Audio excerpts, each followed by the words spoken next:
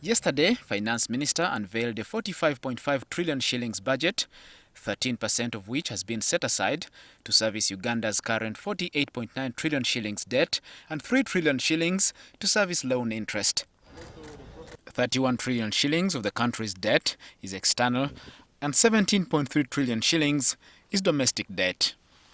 This means Uganda's debt is 4 trillion shillings more than the budget that was presented on Thursday. Uganda Revenue Authority has a target to collect 21.8 trillion shillings, and much of it goes to debt repayment and recurrent expenditure. But it's unlikely that the tax body will realize the target given the pressing by the coronavirus. So, where will the money come from? Borrowing.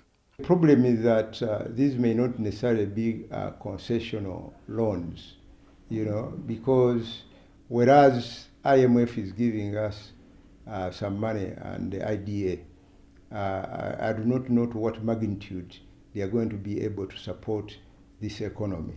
If they are giving us money with on friendly terms, that is acceptable. But the problem comes when we are required to go and borrow from the domestic market. That money is there, they can borrow it, but it's very costly money.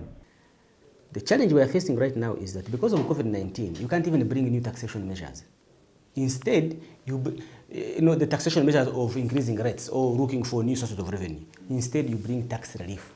And absolutely, that's the right thing to do.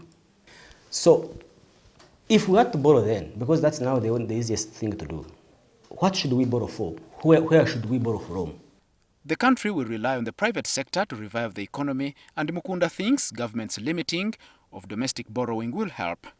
So that we leave more money for the private sector that has been hit hard by COVID-19. Public debt is projected to rise by $1 billion expected in budget support. So we need to be more careful even as Parliament remains with the 1 year into winding up its term of office, because I think they have largely been a reckless lot. Government, the executive, needs to prevail over these reckless loan acquisitions so far that we seem to see, including some of these loans that we are paying interest on, even when they have not been utilized. In the financial year ending this month, the House has processed 8 loan requests from government amounting to over 9 trillion shillings. And government insists Uganda's public debt is still sustainable. Critics, however, dismiss the attitude of growing debt based on the sustainability argument. If the current near reckless acquisition of loans continues in Uganda, definitely the country, the economy's capacity is becoming anemic.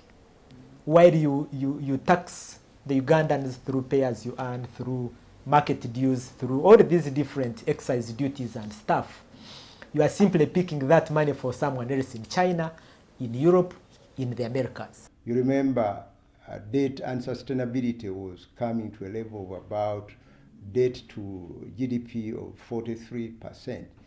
And when we reached that level, you remember that the government did a rebasing that helped to improve the situation.